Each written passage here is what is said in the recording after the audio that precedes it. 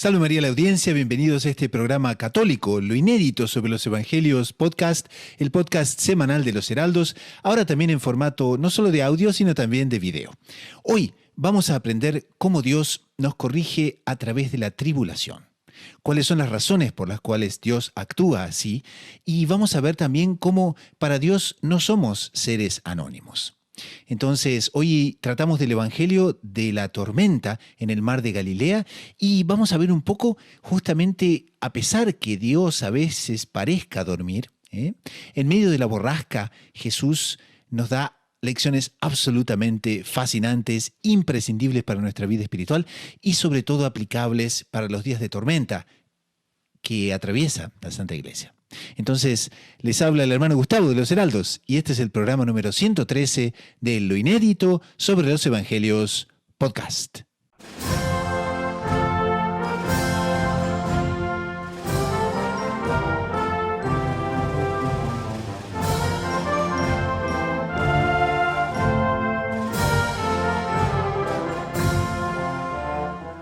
En este episodio de Lo Inédito sobre los Evangelios podcast, comentamos el Evangelio de la tormenta en el mar de Galilea. Jesús nos corrige a través de la tribulación. En la sección Espiritualidad, ¿cómo conducirnos ante las borrascas que se desatan sobre la Santa Iglesia? ¿Será que Jesús duerme? Todo eso y mucho más en este nuevo episodio de Lo Inédito sobre los Evangelios podcast.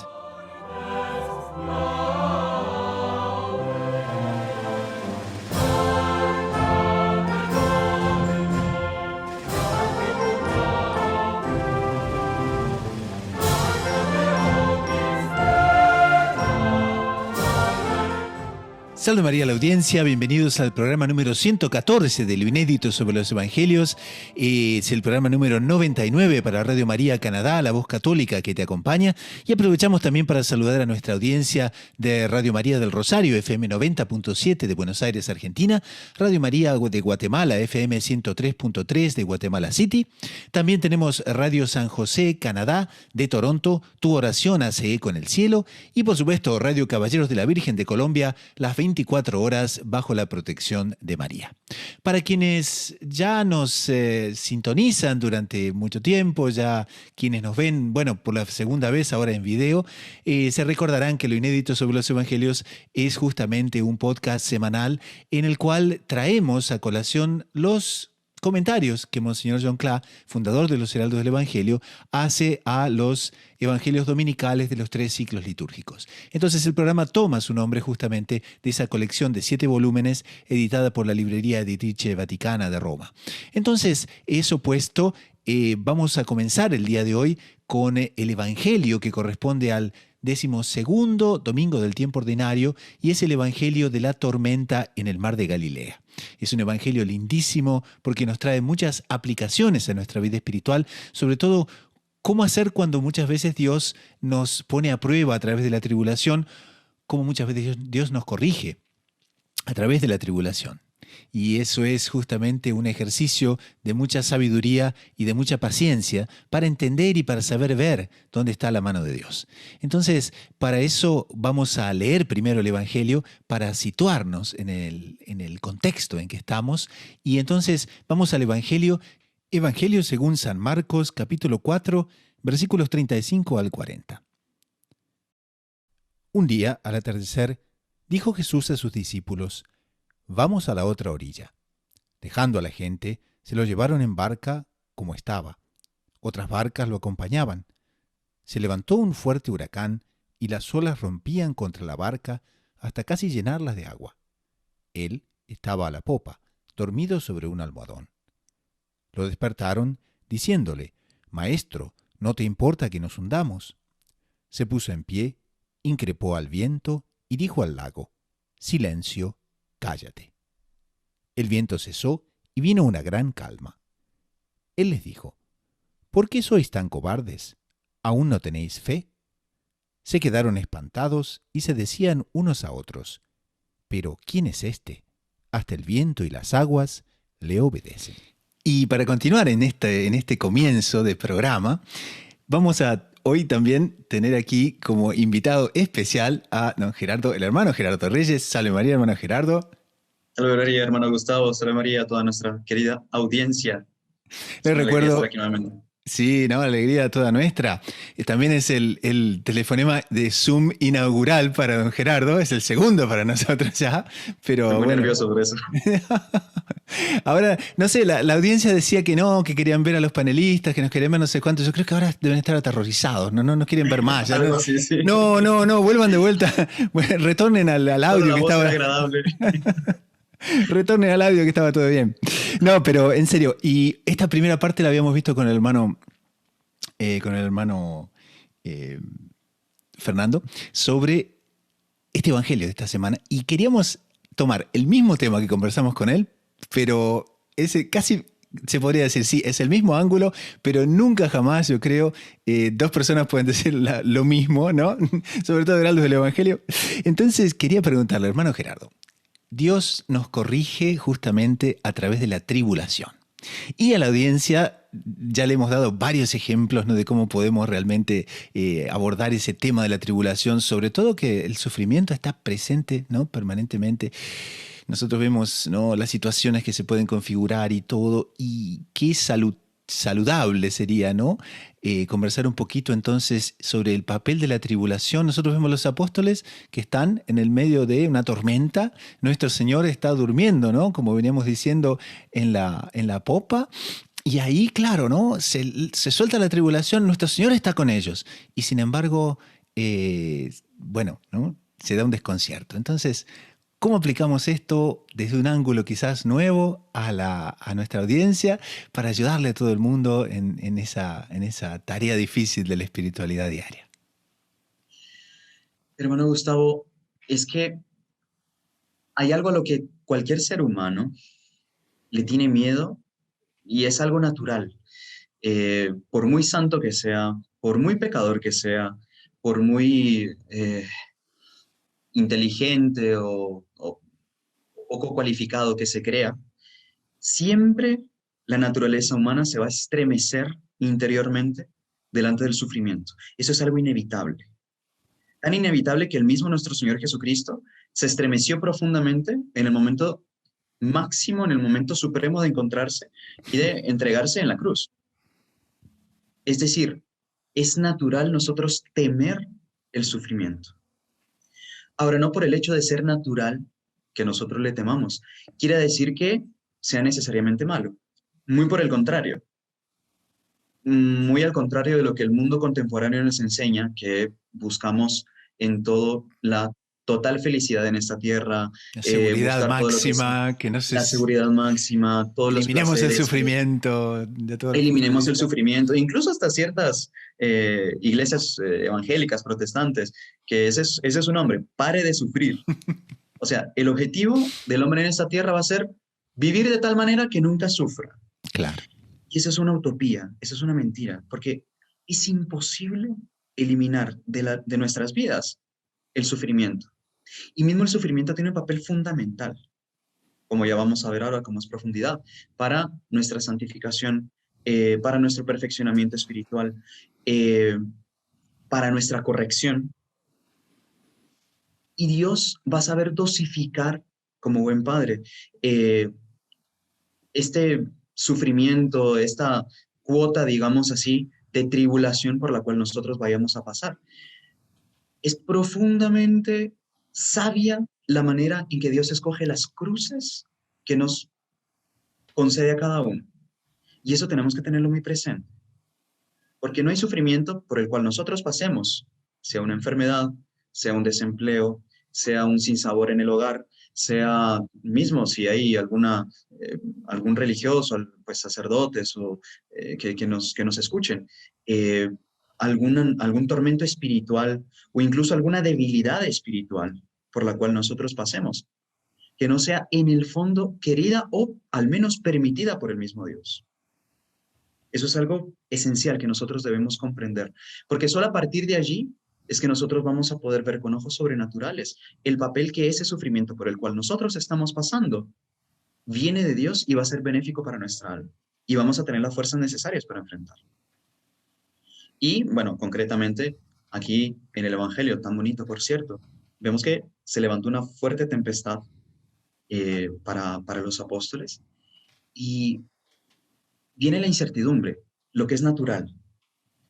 Viene un problema y lo normal es uno, ¿y ahora qué? ¿Qué va a pasar? Es ese justamente el momento en que nosotros, nuestra primera reacción debe ser juntar las manos y mirar al cielo, porque muchas veces se busca justamente agarrarnos en los medios humanos y buscar las soluciones humanas. Y en muchas ocasiones, hermano Gustavo, Dios permite que esos pilares humanos a los cuales nosotros solíamos sujetarnos se vayan cayendo también. Pero con eso en el fondo, lo único que Dios está haciendo es enseñarnos a colocar nuestra confianza exclusivamente en Él. El Ese es el papel pueblo, que va teniendo. el pueblo elegido en el Antiguo Testamento, ¿no? Uno ve que justamente toda la problemática de los falsos dioses pasaba por ahí. ¿No? Que, claro, o sea, era la prueba máxima de ese momento, ¿no? En el pueblo del Antiguo Testamento era ese, ¿no? O sea, asegurarse, agarrarse, aferrarse a alguna divinidad que de alguna manera, ¿no? Les garantizase que todo iba a ir bien, ¿no? Era su salvavidas momentáneo. Pero lo bonito de todo esto, hermano Gustavo, es que usted, cuando continúa leyendo las Sagradas Escrituras, ve que cuando el pueblo escarmienta, cuando el pueblo se da cuenta del mal que había actuado, de lo mal que había actuado, dicen, tenemos que volver a nuestro Dios. O sea, uno ve que Dios permitió esto simplemente porque quería a su pueblo más cerca de él. Y es eso, justamente. Ahí está como que el centro, el meollo de cualquier dificultad por la cual eh, nosotros pasemos. Es que la reacción fundamental sigue siendo la misma un poco, ¿no? Está bien, el hebreo se agarraba quizás del Baal, se agarraba de no sé quién, y nosotros nos agarramos del shopping, nos agarramos, no sé, ¿no? De la medicina, nos Sí. aferramos de, no sé, de cualquier solución humana, ¿no? Porque, como te decía, o sea, eso, ¿no? Está muy profundo, ¿no? En la psique y al mismo tiempo en la manera de ser, ¿no? De las personas. Exactamente. E incluso una de las tentaciones tal vez más sutiles y más peligrosas por la cual nosotros podamos pasar, es sentir esa seguridad de nosotros mismos. En el momento en que nosotros nos sentimos seguros, porque en el fondo viene siendo esto, y eso Claro. es mucho más peligroso que agarrarse a cualquier ídolo. Eh, Cuando uno se agarra a su propia egolatría, esa es la peor idolatría que existe.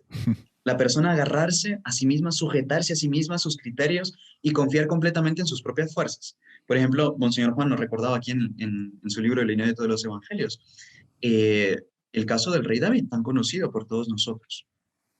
¿Por qué fue que Dios permitió esa caída en él? Justamente porque él en ese momento se sentía seguro. ¿Seguro de Claro. qué? De sí mismo. Y vio Dios que eso le iba a hacer mal al alma, le iba a hacer daño. Y él permitió que esa confianza en sí mismo se quebrara. ¿Cómo? Con una caída, que fue para él un gran tormento. Un tormento espiritual gigantesco. Y tuvo consecuencias hasta el final de la vida también, ¿no? Consecuencias hasta el final de la vida, siendo perseguido luego.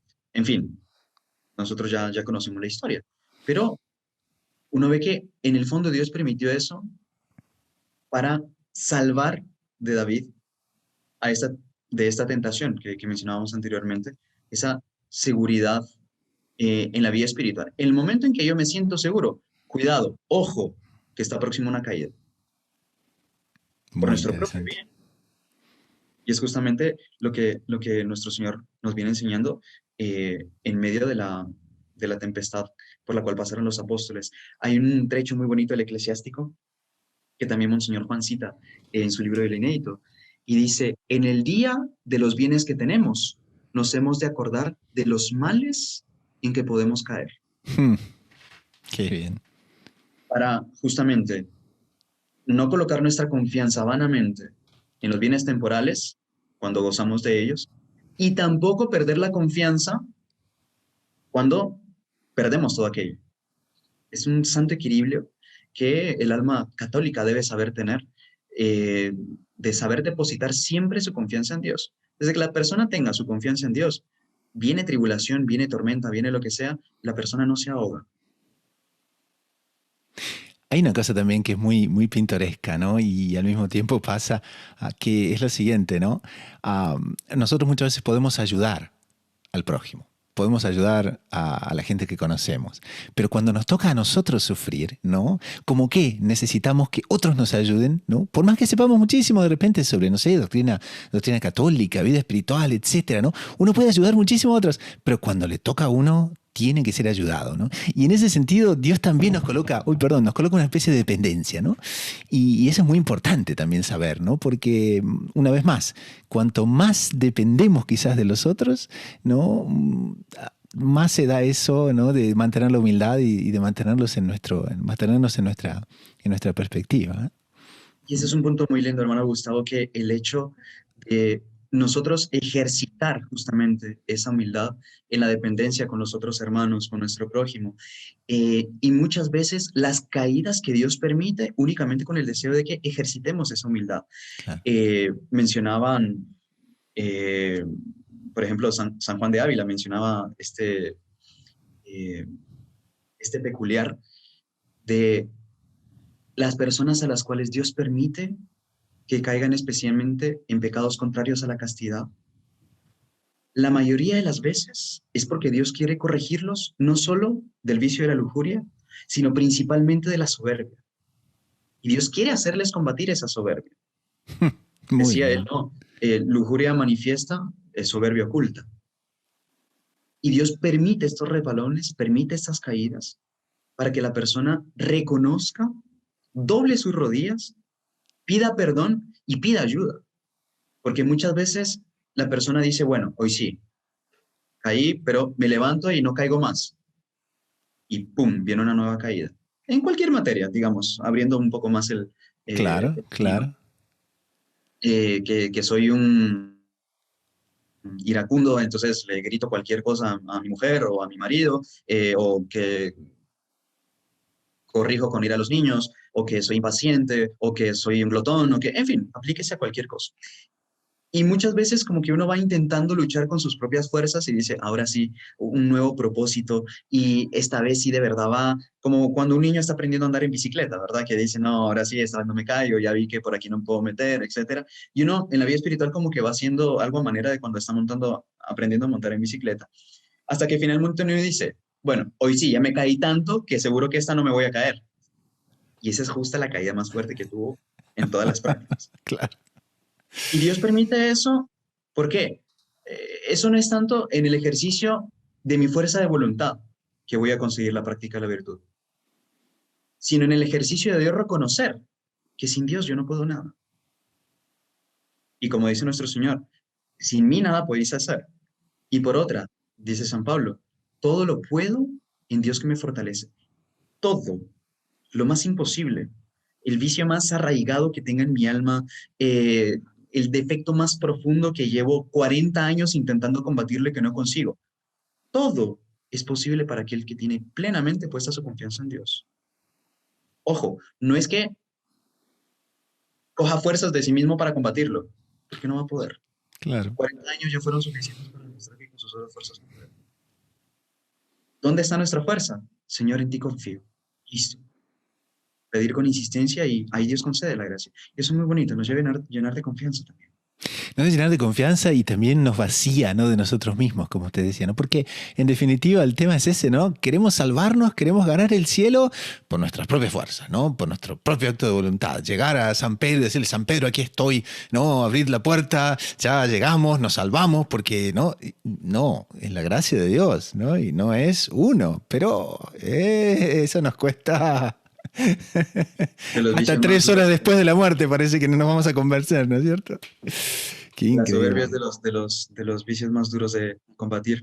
Eh, En fin, es conocido aquel hecho famoso del monje, del abad, que siempre hablaba respecto de la humildad en sus sermones y que tenemos que ser humildes, hermanos, que tenemos que practicar la humildad, que tenemos que combatir las soberbias, todo esto y lo otro, hasta que en cierto momento un monje le dijo al Padre Superior, mire, son muy lindas sus homilías, son muy lindos sus sermones, pero usted siempre habla de lo mismo, ¿será que no puede hablar de otra cosa? Y ahí el superior le mandó coger un cernidor, un colador, le dijo, vaya al río y tráigamelo lleno de agua. Bueno, él, para practicar la humildad y la obediencia, tuvo que ir e intentar llenarlo de agua. Evidentemente, un colador no se llena de agua. Y después de varias veces que intentó, era imposible, evidentemente, salvo un milagro, ahí volvió con el superior y le dijo, mire, es imposible. Y el superior le dice, pero véalo con detenimiento, no está más limpio. Exacto. Y ahí él entendió que hay cosas que uno tiene que machacar y volver al mismo punto y combatir continuamente para mantenerlo limpio. Como la maleza, uno tiene que estarla limpiando constantemente. A las señoras que les gusta mantener sus jardines lindos, la hierba mala no hace falta echarle abono, o sea, nace en cualquier momento y toca estarla cortando continuamente. Es trabajoso, pero al mismo tiempo de una paz de alma. La persona que no confía en sí misma, más tiene su confianza puesta en Dios. Es una tranquilidad, una estabilidad espiritual, psíquica, eh, en fin, cosa que tanto al mundo le hace falta hoy en día. Y hermano Gerardo, y eso también es lo que atrae de los santos, ¿no? Porque ellos son justamente los que han conseguido eso y en su humildad no se dan cuenta, ¿no? Y al mismo tiempo, ¿qué pasa? La gente los busca, ¿no? Y atraen a las personas. ¿Y eso por qué? Y bueno, por eso, justamente por lo que estamos conversando. Exactamente, es esa humildad Ujú. que atrae realmente. Y de hecho, la soberbia es de por sí uno de los vicios que más repele a las personas. Ah, No hay nada más insoportable cuando hay una persona profundamente egoísta. En fin, hay que ver cómo ayudar al prójimo, etcétera. No por eso lo vamos a aislar, a dejar solo, cosas semejantes.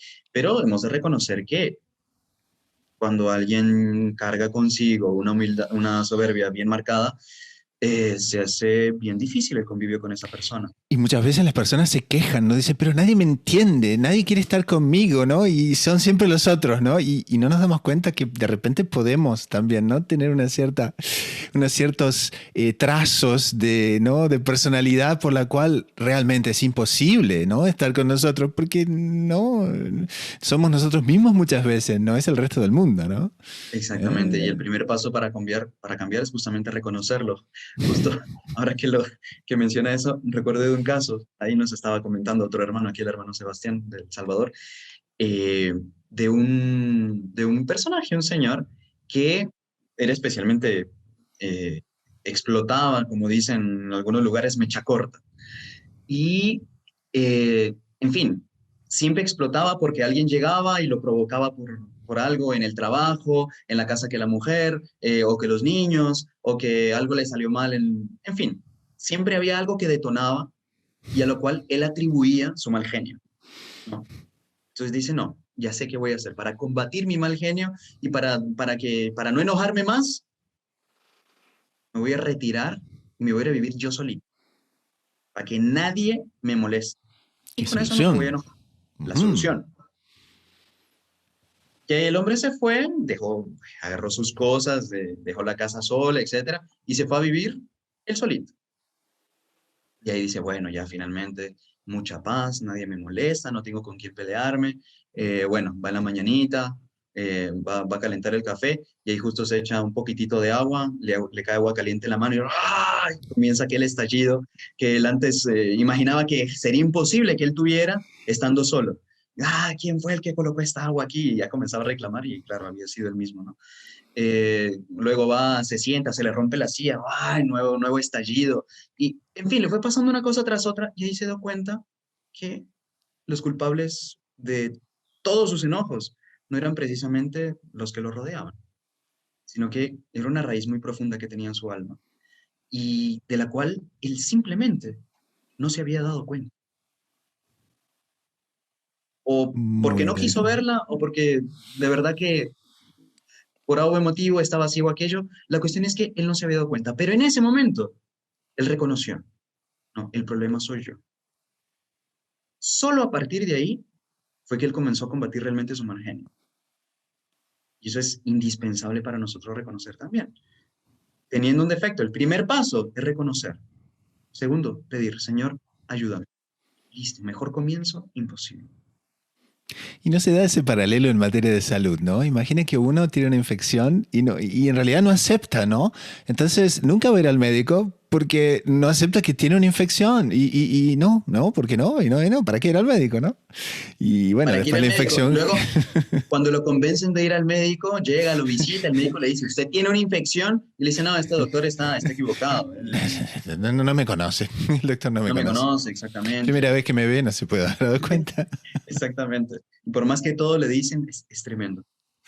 Pero hermano Gerardo, ¿por qué no Dios nos tiene paciencia. colocamos? Hermano Gerardo, no. Y entonces, porque aquí, claro, está la tribulación y está la tormenta, ¿no? Y aquí Emoción Claro nos propone también en otro subtítulo, ¿no? Del libro que también les podemos mostrar hoy en el día, ya que estamos, ¿no? Estamos aquí en plena imagen y es muy interesante que en este subtítulo nos dice, bueno, pero buenos y malos también pasan por borrascas. O sea, no es que sea que la persona, ¿no? O sea, Dios quiere que esas borrascas la pase el género humano entero. Algunos, claro, para su propio beneficio y otros siempre apelando, ¿no? Apelando a que se den cuenta, ¿no? Y ahora, en ese sentido, digamos, ¿no? ¿Cómo podemos colocar un ejemplo, vamos a decir, en el cual podemos decir, bueno, queridísima audiencia, ¿no? Los buenos y los malos sufren. Todos tenemos que sufrir, eso es verdad, ¿no? Entonces, ¿cómo podemos ver ese sufrimiento de una manera positiva, en definitiva, ¿no? Porque alguien también nos dirá, no, pero hermano Gustavo, hermano Gerardo, usted no conoce mi caso, es terrible. Y no, ya quisiera, ustedes, ¿no? Vamos a ver qué harían, ¿no? Si estuviesen en mi lugar, ¿no? Pero en definitiva es el común denominador de la humanidad entera. Eso que dice, ¿no? Siempre el jardín del vecino es más verde. Eh, claro, siempre la vida ajena va a ser más fácil. Y uno va a juzgar, uno va a creer que el sufrimiento por el cual uno está pasando es el mayor de toda la tierra. Y bueno, bajo cierto sentido, podríamos decir que sí, estamos cargando con el mayor sufrimiento que somos capaces de cargar, que Dios permite que nosotros carguemos.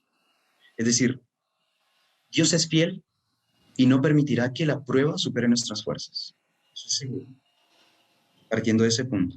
Ahora, la cuestión sobre todo, y eso nos lo explica también Monseñor Juan en su comentario, la cuestión principalmente va a ser la disposición que yo tenga para enfrentar esta tribulación.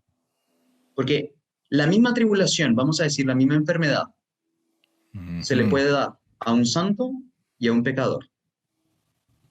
O la pérdida del empleo, o la pérdida, en fin. Pongámosle cada uno el problema por el cual estemos pasando. E imaginémonos a un alma santa y a un alma impía, que no le importa saber de Dios y, en fin.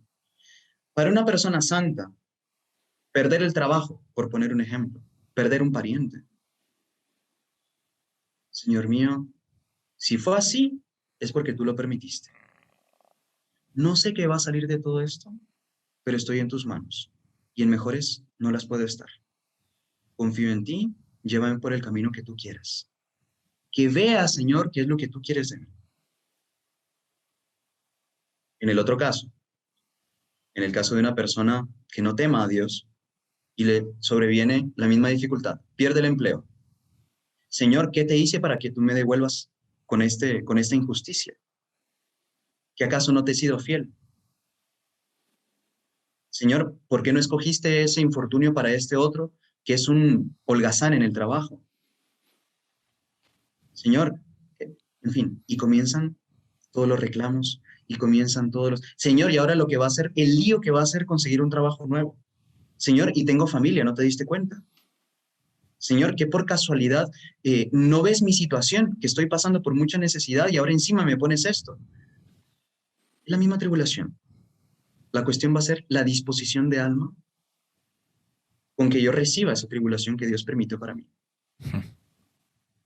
Ahí Para está. uno va a ser un remedio saludable. Para el otro lo está convirtiendo él mismo en un veneno.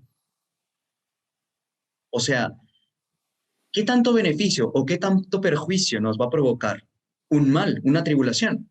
Va a depender de nosotros, de nuestra disposición de alma, de nuestra apertura de alma con Dios.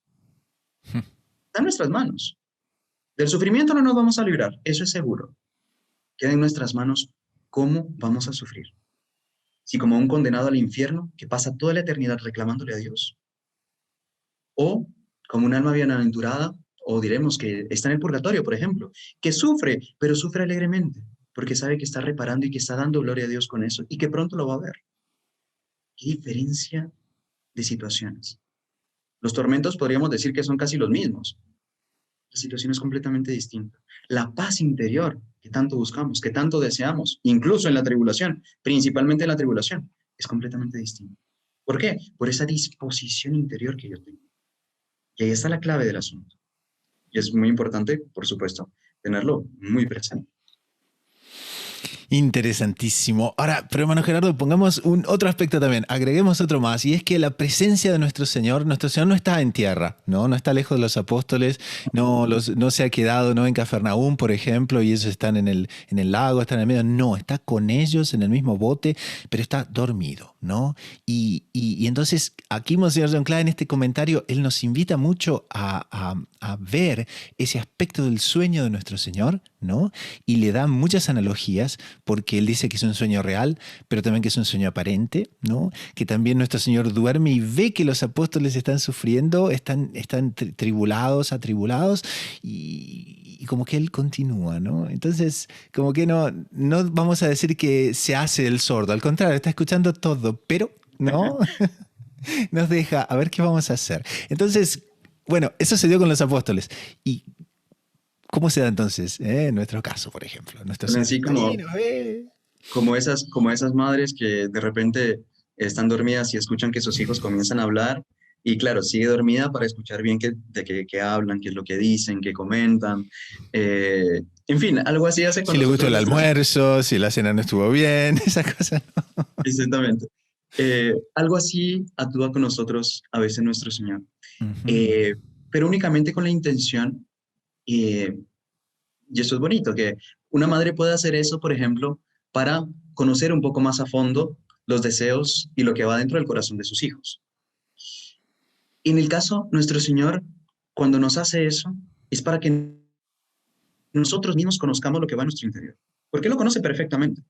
Él ya sabe nuestras buenas, nuestras malas inclinaciones. Pero muchas veces permite este tipo de cosas. Él hace como que duerme para que nosotros en ese momento saquemos, digamos así, lo que llevamos dentro. Y nosotros dándonos cuenta, es que vamos a sentir realmente la necesidad de estar junto a Él, la necesidad de tenerle despierto a nuestro lado. Entonces, ese sueño de nuestro Señor Jesucristo, que como usted bien decía, hermano Gustavo, es un sueño aparente, porque Dios nunca se va a cruzar de brazos ante una dificultad que un hijo, que una hija le presenta. Nunca. Dios nunca va a ser indiferente ante nuestros problemas, ante nuestras tentaciones, incluso ante nuestras caídas. Dios nunca va a ser un Dios que está ahí arriba y que se desconecta completamente de sus criaturas. Jamás. Él está constantemente a nuestro lado, vigilando, cuidando, custodiando, animando, perdonando. Y si en esos momentos duerme, simplemente para que nosotros eh, busquemos, eh, como decía nuestro fundador, cuando él también comentaba, cuando estaba con su madre y quería despertarla.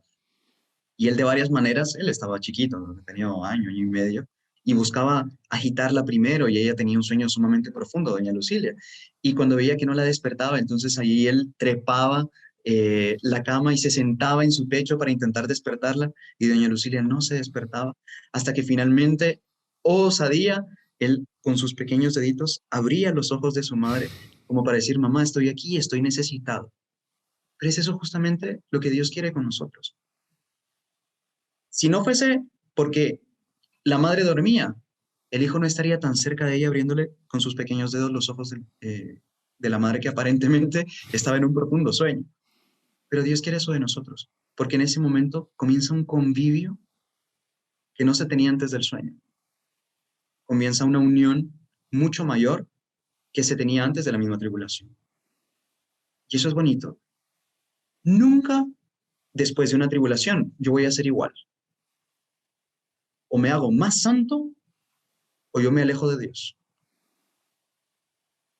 Y eso es importante también yo tenerlo muy presente, pues sé que si Dios me permite entrar por un túnel, cuando yo salga de allí, o soy más santo o camine más en dirección hacia mi condenación eterna. Es una prueba que Dios pone. que me dará los auxilios, me dará las ayudas, pero dependerá, como decíamos anteriormente, de esa disposición en los momentos en que nuestro Señor duerma aparentemente a mi lado, de yo querer ir a despertarle y decirle, Señor, ayúdame. Yo sin ti no puedo. Despierta, Señor, ¿por qué parecéis dormir? Y a veces esto lo vemos también incluso dentro de la Santa Iglesia Católica. Nosotros como fieles, en que nosotros pedimos a Dios ese, Señor, despierta, ¿por qué parecéis dormir?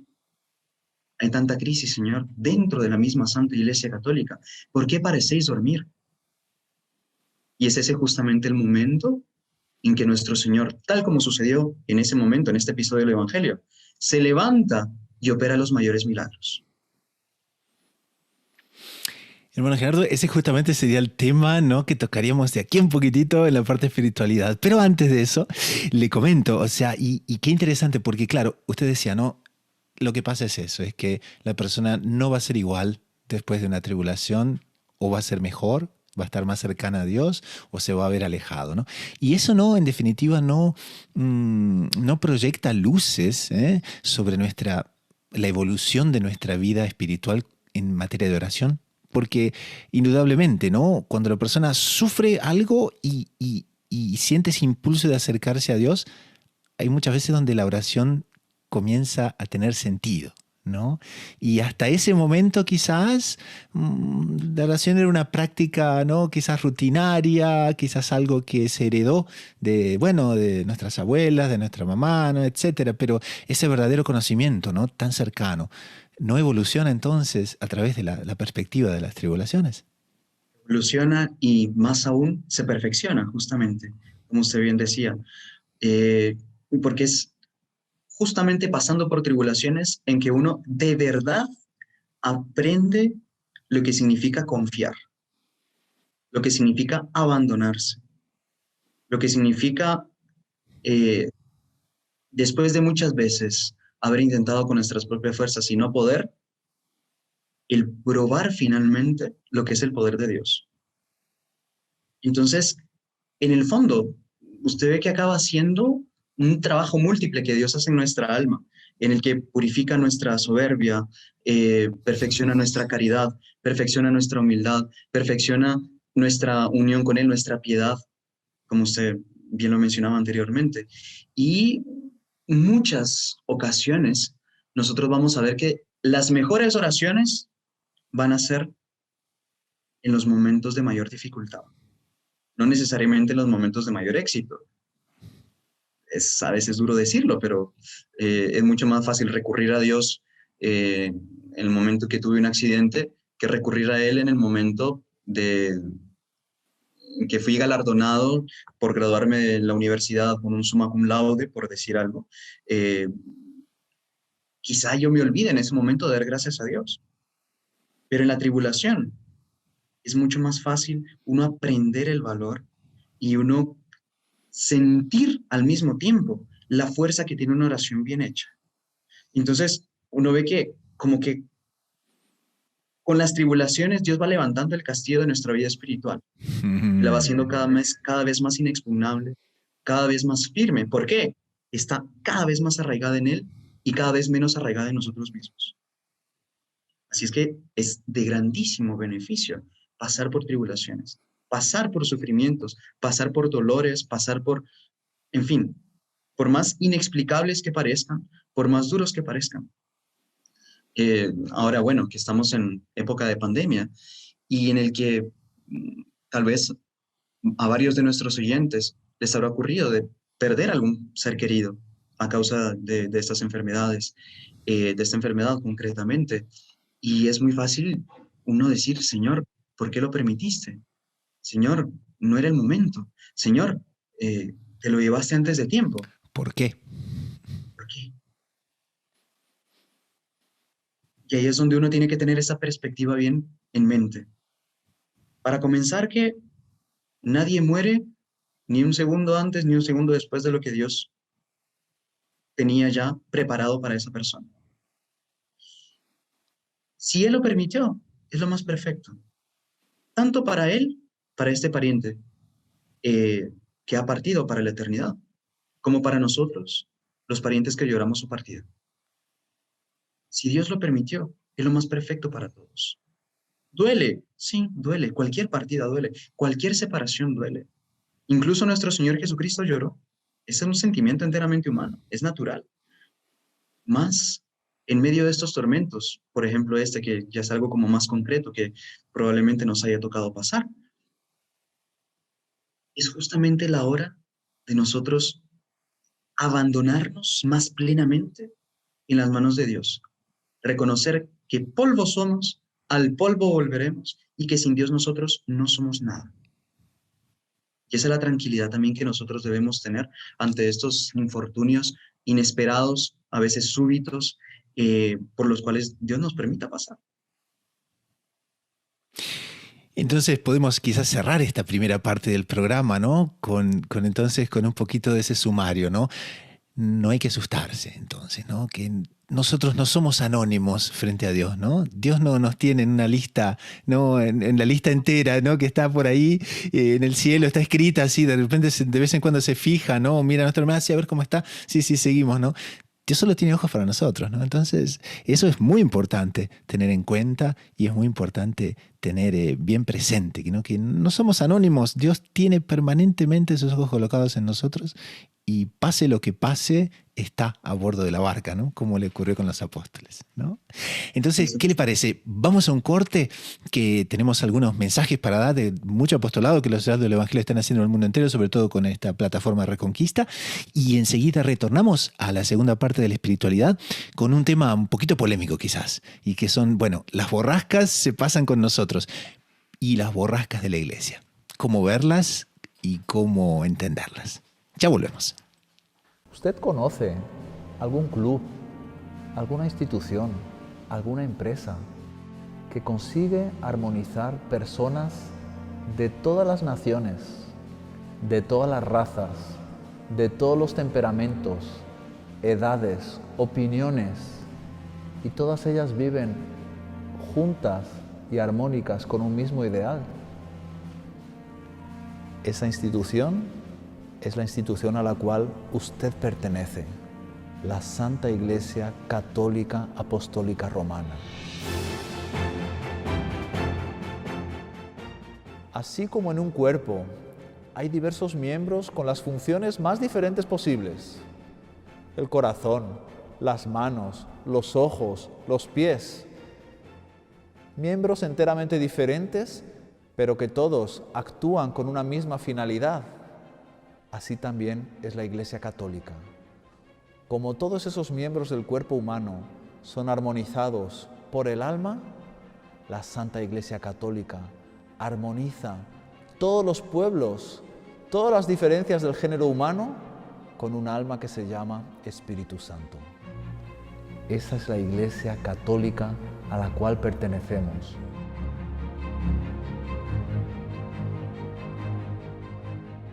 Usted, que es un hispano católico que vive en Estados Unidos, puede participar en esa familia manteniendo sus costumbres, sus tradiciones, su modo de ser y perteneciendo a la misma familia a la cual pertenece un anglosajón de temperamento tan diferente, a la cual pertenecen tantos orientales, tantos europeos que vinieron a este país de brazos abiertos. Esa es la Iglesia Católica Apostólica Romana.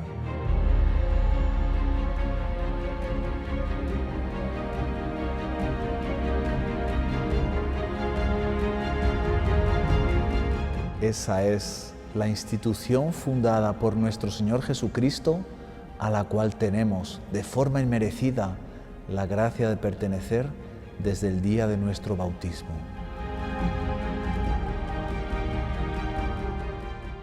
El día en que, concluido el curso de nuestra vida, nos encontremos con el Divino Juez, nuestro Señor Jesucristo, para decidir cuál será nuestro destino eterno, para ser evaluado cómo fue nuestro tiempo de prueba en la tierra, nuestro Señor Jesucristo nos preguntará: ¿qué hiciste de esa inmensa gracia que te concedí de pertenecer a la Iglesia Católica?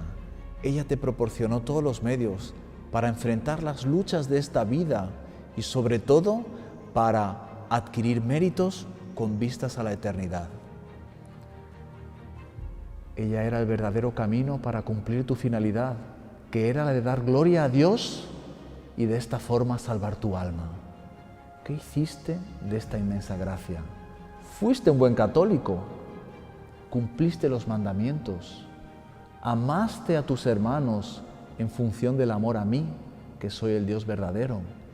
Esas serán las preguntas que nos hará nuestro Señor Jesucristo. Preparémonos para poderle responder, como el apóstol San Pablo: combatí el buen combate, corrí mi carrera, guardé la fe. Dame ahora el premio de tu gloria.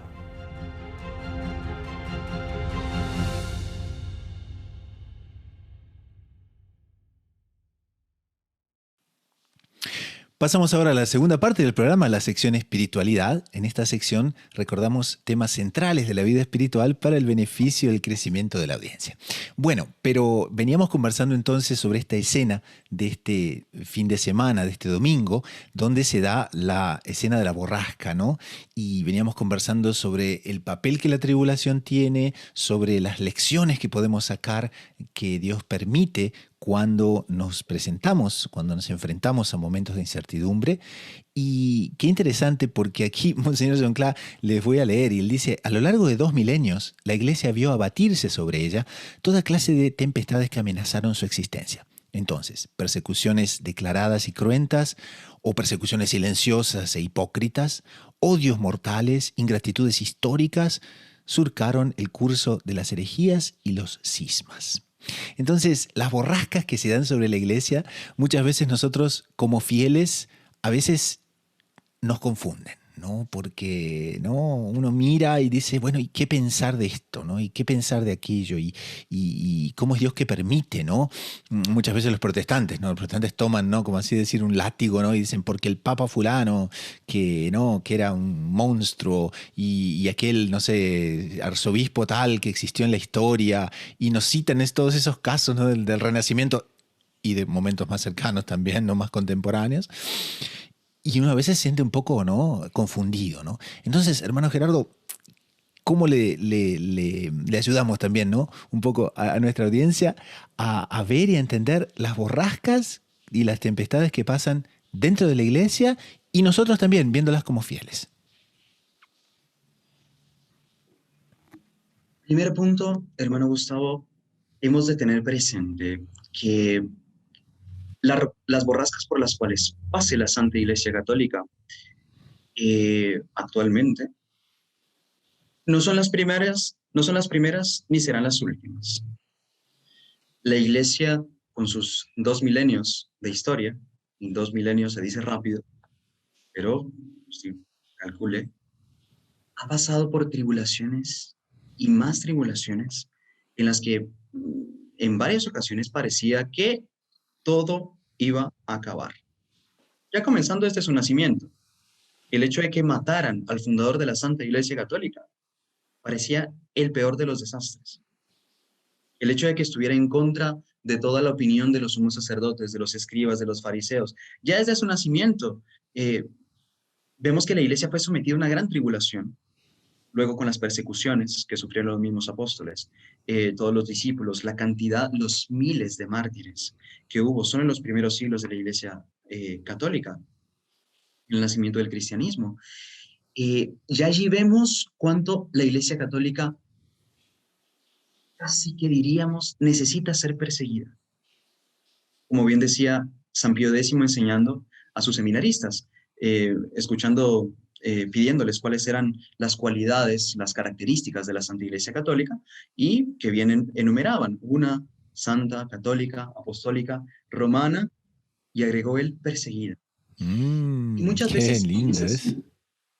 es muy bonito, y muchas veces de esas persecuciones se levantan inclusive de dentro de la Santa Madre Iglesia Católica, y son esas las que más nos confunden. Veremos la historia de las herejías. Podríamos decir que todas las herejías surgieron de dentro de la Iglesia Católica. Claro, son errores, son doctrinas contrarias a lo que la Iglesia Católica siempre enseñó. Un error pertinaz, tal persona se obstinó en tal idea y no la soltaba, por más que le advirtieron, por más que le intentaron persuadirle, la persona no quería dejar la idea que tenía errada al respecto de tal punto de la doctrina y se separa. Y buena parte de esos herejes eran obispos. Obispos. Y el propio Príncipes Martín Lutero, ¿no? También, por ejemplo, ¿no? No de era Martín obispo, Lutero, pero siendo un religioso monje agustino. agustino, ¿no? Eh, Uno dice, ¿cómo este mal? Pues bueno, así como en cualquier hombre, un cáncer se desarrolla de dentro del mismo organismo. Ahora, no por un hombre tener cáncer, vamos a decir que todo él está acabado, que todo él eh, ya no sirve para nada. Evidentemente, lo único que toca es extirpar este tumor y listo. Sí, continúa la vida de la iglesia. Y eso es justamente lo que la Santa Madre Iglesia hizo a lo largo de los siglos. Condenaba el error, buscaba persuadir al que lo defendía y si éste se obstinaba en su mal camino, pues tocaba expulsarlo de la Santa Iglesia Católica para intentar hacerle caer en razón e invitarle nuevamente a la conversión. Claro que ese es el objetivo. Eh, pero, ¿qué sucede? Si nosotros no tenemos presente de que estas tribulaciones también son permitidas por el mismo Dios, Ujú. nosotros no vamos a tener las fuerzas necesarias para cuando veamos este tipo de tempestados o de encontronazos o de, en fin, que son cosas que ya incluso Nuestra Señora en algunas revelaciones privadas dio a conocer. Eh, y si las dio a conocer era justamente para que preparásemos nuestras almas y que no nos asustáramos. Porque la Iglesia, la Santa María Iglesia Católica, y cada vez que decimos este nombre nos deberíamos poner de rodillas, porque es eh, tan grande el misterio de de cuánto Dios acompaña continuamente esta institución que Él mismo fundó. La Iglesia Católica está siendo siempre dirigida y custodiada por el Espíritu Santo. Y por más que pase por herejías, por errores, por aparentes fracasos, incluso por infidelidades de sus jerarcas, que ya ha sucedido. Por ejemplo, tuvimos en los inicios de la era cristiana el Papa Marcelo I. Fue idólatra, quemó incienso a los dioses. Cometió con eso un gravísimo pecado de escándalo, al punto que él se destituyó como papa y ordenó que nombraran a otro. Pero claro, ¿cómo de eso Dios hace surgir maravillas? Porque aquello que había sido motivo de escándalo, después eh, convocaron a nuevas elecciones y lo eligieron a él mismo como papa nuevamente. Es decir, eh, cayó lo que ustedes quieran, pero su arrepentimiento fue sincera y a partir de allí la iglesia tuvo una fuerza que antes no tenía. Y eso es bonito, porque después de cada borrasca, después de cada tempestad por la que la iglesia pasa, después de cada herejía, después de cada cisma, después de cada, la iglesia sale fortalecida. Eso es algo que nosotros debemos tener bien presente. La doctrina de la Santa Iglesia Católica es inmutable, no puede cambiar, porque Dios no muda. Las modas del mundo pueden cambiar, la doctrina católica, la moral no pueden variar nunca. Por más que el mundo grite lo contrario, proclame lo contrario, defienda y hasta haga leyes para defender lo contrario, la moral no cambia nunca. Los principios católicos no cambian nunca. Y el cariño que el Espíritu Santo tiene por la Santa Iglesia no va a disminuir nunca. Por eso mismo va a ser siempre custodiada por el divino Paráclito, que va a alentar y a pesar de que en ciertas circunstancias parezca todo perdido, el Espíritu Santo siempre ha suscitado almas o grupos de almas en los que permanece como un resto fiel el depósito de la fe, donde vive realmente la Santa Iglesia Católica. Y eso es algo que a nosotros nos debe llenar de fe, llenar de confianza, llenar de tranquilidad.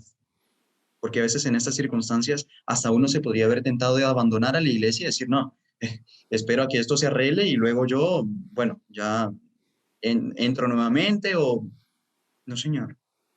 La Santa Iglesia Católica es aquí el arca de salvación, el arca de Noé. Sabemos que debemos estar dentro de ella para poder salvarnos. Por más que pase por tempestades, que sabemos, por ejemplo, conviene mucho ahorita recordar aquel sueño de Don Bosco. Usted recordará, hermano Gustavo, en el que atacaban el barco de la Santa Iglesia. Don Bosco tuvo este sueño, que más bien era una visión. Y él observaba cómo la barca de la Santa Iglesia era atacada por otros barcos menores que había por otros lados, e incluso era atacada por libros, y los libros eran justamente, representaban estas herejías que iban a surgir a lo largo de los siglos. Hasta que en cierto momento, en el sueño, mataban a el papa que estaba llevando el timón de la iglesia. Solo que inmediatamente elegían a otro que tomaba el timón de la barca de la Santa Iglesia y la llevaba a sujetarla a dos columnas, que una era la columna de la Eucaristía y la otra era la columna de María Santísima, de la devoción a la Virgen. Y una vez atada la Santa Iglesia Católica a estas dos columnas, era imposible hundirla. Y es que es así, la Iglesia Católica es indestructible, la Iglesia Católica es inmortal. Por más que pase por tempestades, por borrascas, no se va a hundir nunca. Por más que la fe parezca permanecer únicamente en 10 personas, no importa. Por medio de esas 10 personas, Dios va a actuar para llevar la salvación a todo el resto de la humanidad. Siempre fue así y así lo será, porque el Espíritu Santo no abandona la Santa Madre Iglesia Católica. Y eso usted sabe que, por ejemplo, el doctor Plinio, ¿no? Él insistía muchísimo, ¿no? El doctor Plinio, el formador de nuestro fundador, Monseñor John Cla, decía mucho eso, ¿no? Que nosotros tenemos que tener, no podemos tener una actitud, por así decir, ¿no? De alguien que simplemente es un mero espectador. Porque claro, ¿no? Uno podría decir, bueno, cuando se arregle todo, está muy confuso ahora, cuando se arregle todo, enseguida volvemos, no sé, ya se verá más, con más tranquilidad y cosas, ¿no? Y él daba ese ejemplo de la pasión de nuestro Señor, ¿no? Alguien que viese la pasión, que viese a nuestro Señor cargando la cruz. ¿Cuál sería su actitud, no? Simplemente quedarse mirando desde la vereda, ¿no? O ir y ayudar a nuestro Señor, consolarlo, ¿no? Y muchas veces lo que pasa dentro de los grandes dramas que pasa en la Santa Iglesia, ¿no? Uno tiene la opción de repente de, bueno, alejarse un poco, mirar de lejos, cuando se solucione todo ahí veremos con más claridad. Pero, no estamos dejando entonces que nuestro Señor cargue la cruz solo, ¿no? La Santa Iglesia, que es una madre, ¿no? Y bueno, vamos a dejar esa madre que sufra sola, ¿no? Son meditaciones muy interesantes que el doctor Plinio siempre daba y que en definitiva se aplican mucho, ¿no? A las borrascas que pasa en la Iglesia. Nosotros ver amorosamente estos sufrimientos por los que pasa la Santa Iglesia Católica. Y como usted bien recordaba, él llegaba, el doctor Plinio, a hacer esta comparación que era bastante fuerte, pero que expresa muy bien lo que quieren hacer con la Santa Iglesia, que es no destruirla, porque el demonio sabe que es indestructible, pero sí desfigurarla, hacerle una especie de operación en su rostro, una operación obscena, decía él, en el que quedase con el rostro de una mujer de mala vida, la Santa Madre Iglesia Católica. Nosotros, como hijos en ese momento, no tenemos derecho a despreciarla, porque sabemos que la santidad de la Iglesia no cambia nunca. Por más que quieran presentarla de otra manera, la santidad de la Iglesia es siempre la misma. Y nuestra fidelidad tiene que estar siempre depositada en ella. Y por eso, en ese tipo de momentos, decía el inspirador de nuestro fundador, el doctor Plinio, nosotros debemos ponernos de rodillas y decir, Madre mía, yo os conozco. Yo sé que quisieron desfigurar vuestro rostro, pero escucho el timbre de vuestra voz y sé que sois la misma. Y a partir de ese momento yo trabajar, rezar, luchar e incluso sufrir para que sea devuelta a la Santa Iglesia Católica el esplendor que siempre tuvo, pero que quisieron ocultarlo. Y de hecho, es ese justamente, es esa la promesa que Nuestra Señora hizo en Fátima, prometiendo el triunfo de su Inmaculado Corazón. En el fondo es el triunfo de la Santa Iglesia Católica. Esa iglesia que pasa por tempestades, que pasa por herejías, que pasa por cismas, que, en fin, han tenido algunos miembros que han dado escándalos y cosas que dejan confundidos a cualquier católico. Está bien, puesto que es una institución fundada por nuestro Señor Jesucristo, una institución divina, compuesta por hombres, pero cuidada primorosamente por el Espíritu Santo. Sí o sí tiene que triunfar. Simplemente porque el mal es la ausencia del bien. Y cuando el bien se manifiesta, sí o sí tiene que triunfar. Así es que ese triunfo ya fue prometido por Dios, fue prometido por la Santísima Virgen.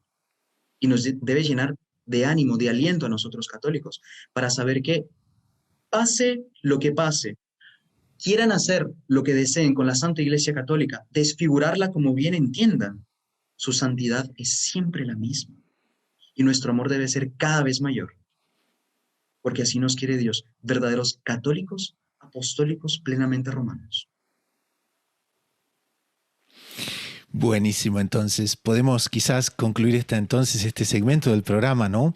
Y decir con el propio Monseñor John Clarke, que aquí él dice, ¿no? Qué gran bendición y qué gracia inconmensurable nos dice la de ser hijos e hijas de la Iglesia, ¿no? Entonces es para eso que estamos llamados, ¿no? Para ser parte activa, ¿no? Para ser parte reactiva, proactiva de esa historia que la Iglesia, ¿no? Va tejiendo día a día y que no podemos ser gente pasiva, ¿no? Que se pone simplemente a mirar, ¿no? Sino que muy por el contrario, estamos llamados a participar, estamos llamados a ser protagonistas de esa historia que en definitiva Nuestra Señora define muy bien, ¿no? Porque ella dice, al final, mi Inmaculado Corazón triunfará. Entonces, vamos a pensar en eso y siempre que veamos entonces las borrascas donde la iglesia se encuentra, pensemos que el triunfo del Inmaculado Corazón de María, ¿no? Está ahí, se acerca y fue justamente previsto por ella en Fátima. Pasamos ahora a las sugerencias de la semana, que es un libro, un podcast, un programa, un artículo de doctrina católica que nos haya gustado y que podamos recomendar para el bien espiritual de la audiencia. ¿Qué nos recomienda, hermano Gerardo? Hermano Gustavo, ya que tratamos sumariamente la cuestión de las borrascas por las cuales pase la iglesia, me parece interesante sugerir a nuestra querida audiencia un programa especial que se hizo justo a respecto de los cismas dentro de la Iglesia Católica. Y está en el canal de YouTube de los Heraldos del Evangelio del Salvador, y les quería dejar esa sugerencia para poder asistir y profundizar un poco más en la temática, formar nuestro espíritu y así prepararlo también para las borrascas que solo Dios sabe por las cuales pasaremos.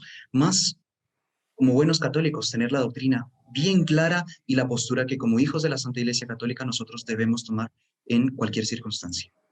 Y eso lo recomendamos especialmente porque a nosotros los católicos nos ayuda mucho conocer la historia de la Iglesia, ¿no? Y conocer los cismas y conocer todo lo que ocurrió realmente nos forma y nos da esa perspectiva tanto histórica cuanto del futuro, que necesitamos muchas veces para entender a nuestra Santa Madre Iglesia también. Entonces ponemos en las notas del programa este programa sobre los cismas, de el podcast Salve María, ¿no es cierto?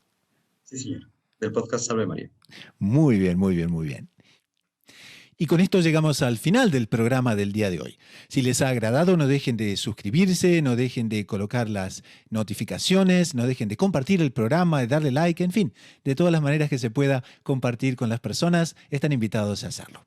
Pero sobre todo con esto, en nombre del equipo de producción y de quien les habla, el hermano Gustavo de los Heraldos, nos despedimos hasta dentro de una semana.